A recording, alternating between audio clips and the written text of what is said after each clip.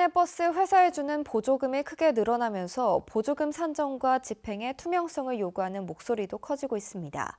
준공영제 등을 요구하는 주문도 강해지고 있으나 기초단체들은 머뭇거리고 있습니다. 보도에 김철승 기자입니다.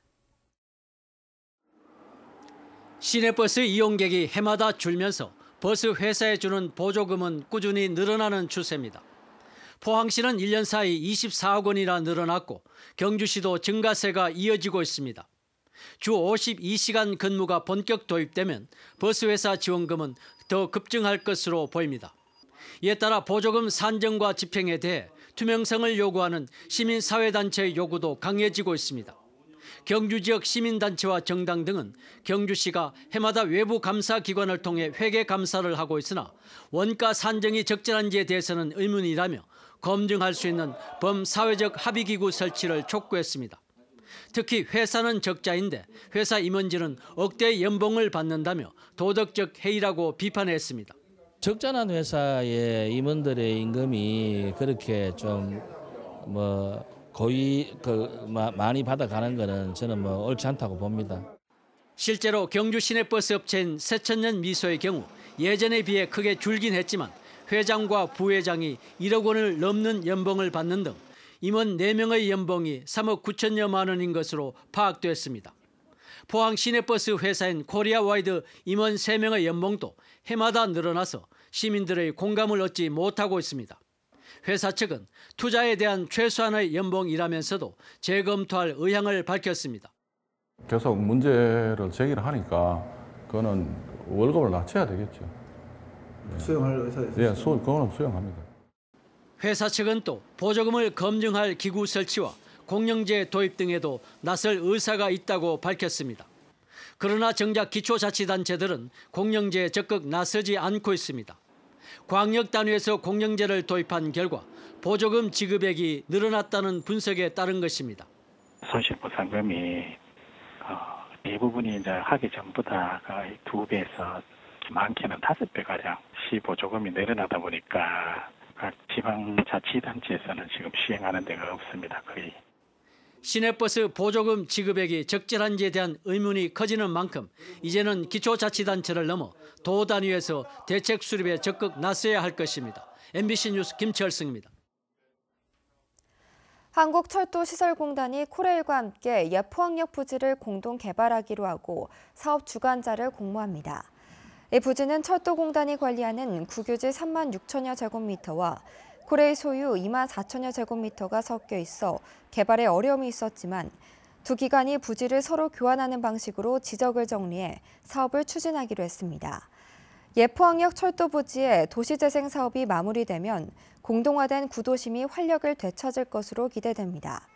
철도공단은 오는 10월 2일 대전 코레일 본사에서 사업 설명회를 하고 12월 18일까지 사업 주관자를 공모할 예정입니다. 포항시는 올해 상반기 영일만항을 이용한 선박회사에 손실금 20억 9천만 원을 지원했습니다. 영일만항 경쟁력 강화 사업 심의위원회는 해운선사 2개 업체에 항로 연장 지원금 3억 5천만 원, 화주 및 국제 물류 주선업자 67개 업체에 이용 장려금 6억 9천7백만 원, 특화 항로 운항 손실 지원금 10억 원 등 모두 20억 9천100만 원 지원 사업을 심의 의결했습니다. 포항 영일만항은 항만 이용 활성화를 위해 손실금을 지원하고 있으며 올해 9월 현재 물동량 7만 9천 TEU로 지난해 같은 기간에 비해 16% 증가했습니다. 자본주의의 그늘이라고 할까요? 이 빈부격차, 고용 불안 같은 사회 경제적 문제가 심해지고 있습니다. 이런 문제를 해결하기 위해 이윤을 넘어 사회적 목적을 추구하는 사회적 기업이 해마다 늘고 있습니다. 정부 지원이 끝나도 폐업하지 않고 살아남는 경우가 일반 창업기업보다 높습니다. 보도에 김은혜 기자입니다. 대구 중구에 있는 공감시즈, 북한 이탈 주민을 돕는 센터로 시작했다가 게스트하우스와 여행사로 영역을 넓혀 운영하고 있습니다.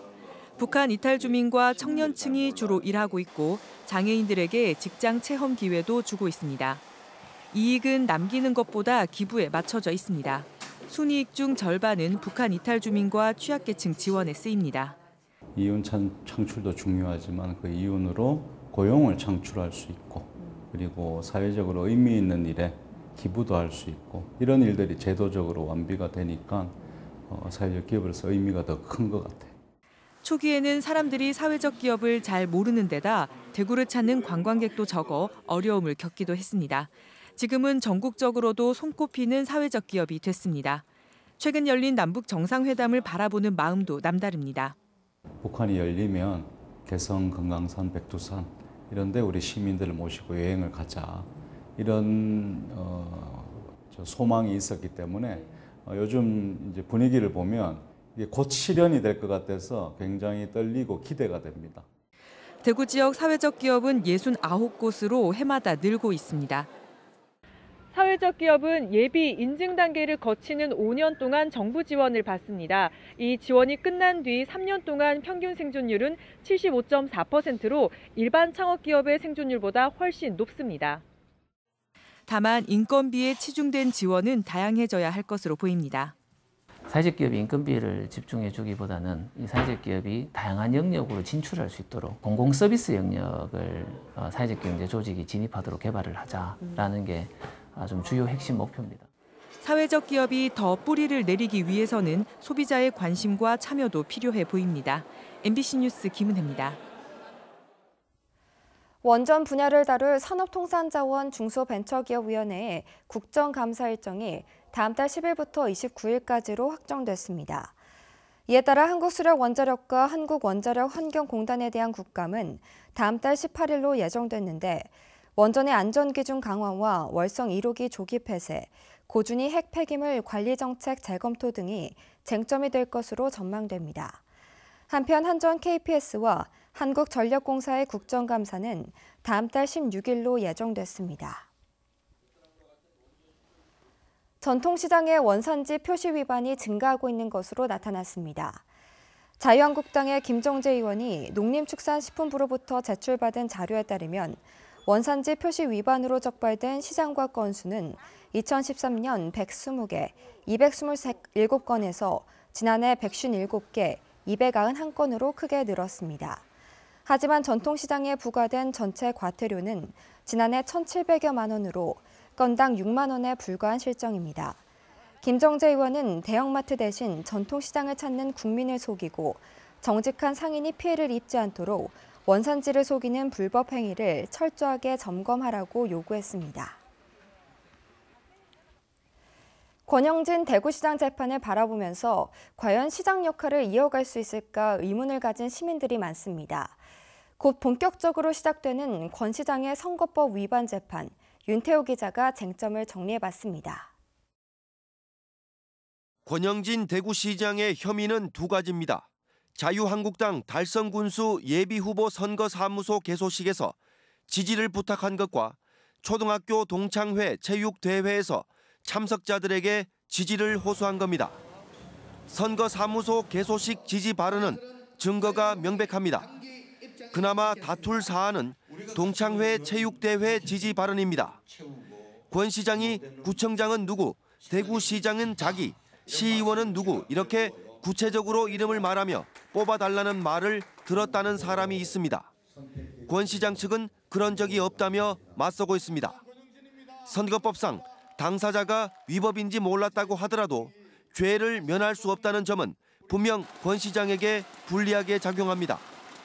대법원 양형위원회가 제시한 선거범죄 양형 기준에 따르면 공무원 지위를 이용한 선거운동은 기본이 징역 8개월에서 1년 6개월까지입니다. 위반했음에도 불구하고 선거에 출마해서 당선되었기 때문에 강경 사유는 없고요. 오히려 검찰과 법원은 법과 원칙에 따라서 엄정하게. 하지만 권 시장 측은 공개 장소에서 노골적으로 이름까지 외치며 선거운동을 했다는 제보자의 진술은 상식적으로 이해하기 어렵고 악의적 제보라는 의심마저 지울 수 없다며 재판부가 이 부분을 충분히 헤아려 줄 것으로 기대하고 있습니다. 권영진 대구시장은 벌금 100만 원 이상의 형이 확정되면 당선 무효가 됩니다. 이 사건을 수사한 검찰이 당선 무효에 해당하는 벌금 100만 원 이상을 구형할 것으로 예상되는 가운데 1심 재판부가 권 시장 측의 주장을 얼마나 받아들일지가 관건입니다. MBC 뉴스 윤태호입니다.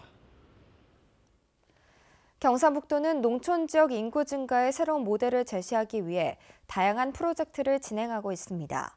먼저 인구 증가 시범 지역을 선정하고 일자리와 복지 등 각종 지원 사업을 집중시켜 청년들이 살기 좋은 생태계를 만드는 한편 남편의 가사 육아 참여 확대를 위해 아빠 교실을 운영해 육아에 대한 인식 전환에도 나서고 있습니다.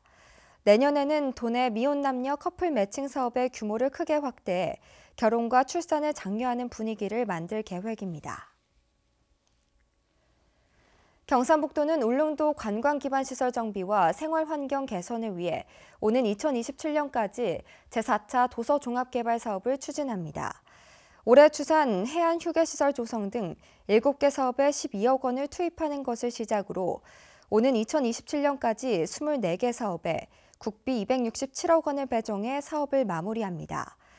도서종합개발계획은 도서지역 정주 여건을 개선하기 위한 국가 단위 10개년 계획으로 경상북도는 지난 2008년부터 2017년까지 울릉도에 286억 원을 투입해 36개 사업을 완료했습니다.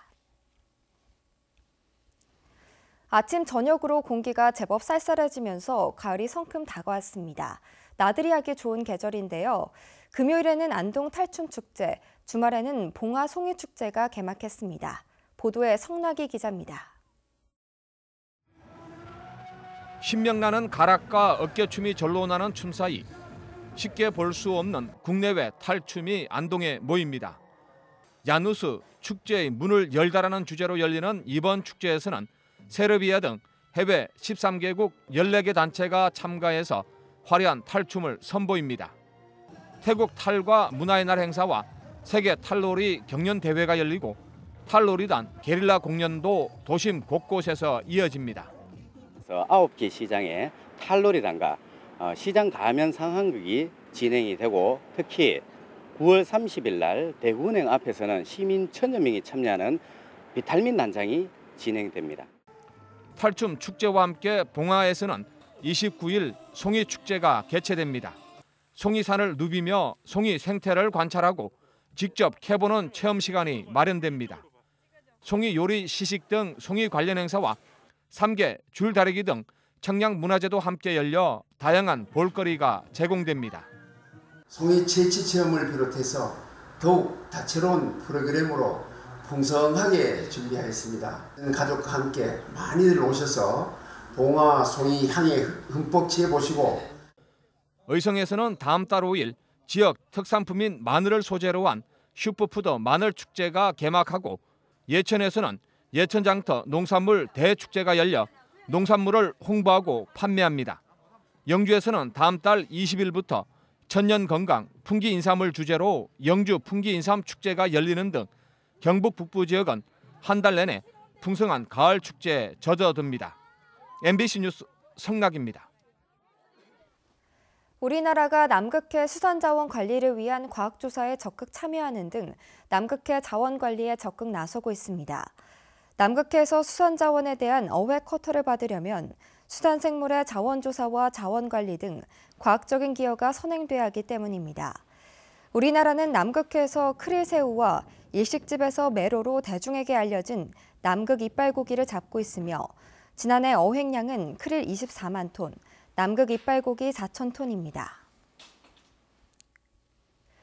본격적인 철새 도래기를 앞두고 국립환경과학원은 전국의 33곳의 주요 철새 도래지에 대한 AI 예찰을 강화한다고 밝혔습니다. 환경과학원은 AI 조기 감시망을 한 곳에서 2곳으로 늘리고 야생조류 분변 검사는 매월 1,500점에서 2,000점 이상으로 아생조류 포획 검사도 연간 1,000마리에서 1,500마리 이상으로 강화됩니다.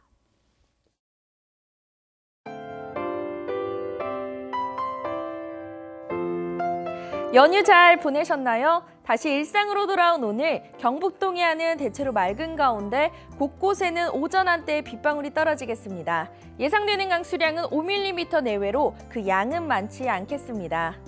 비가 내리는 지역을 제외하고는 대체로 구름만 많겠는데요. 아침 기온은 13도에서 17도로 쌀쌀하게 출발하겠고 낮이 되면 21도에서 22도의 기온 분포를 보이면서 선선한 가을 날씨를 보이겠습니다. 낮과 밤의 일교차가 크기 때문에 건강관리에 유의하시기 바랍니다. 경북 동해안과 울릉도 독도로는 바람이 강하게 불겠습니다. 시설물 관리에 유의하시기 바랍니다. 자세한 지역별 날씨 알아보겠습니다. 오늘 대체로 구름 많겠습니다. 낮 기온 울진과 영덕이 21도, 포항과 경주가 22도입니다. 울릉도와 독도에도 구름 많이 지나는 가운데 낮 기온 울릉도와 독도 20도입니다. 동해 앞바다에는 오전 한때 비가 오는 가운데 동해 남부 해상으로는 풍랑주의보가 내려졌습니다. 바다의 물결 동해 중부 해상에서 최고 3m, 동해 남부 해상에서 최고 4m까지 일겠습니다. 토요일에는 한 차례 비 예보가 들어있고요. 이후에는 쾌청한 가을 날씨를 보이겠습니다. 날씨였습니다. 네, 이상으로 포항 MBC 뉴스를 마칩니다. 여러분 고맙습니다.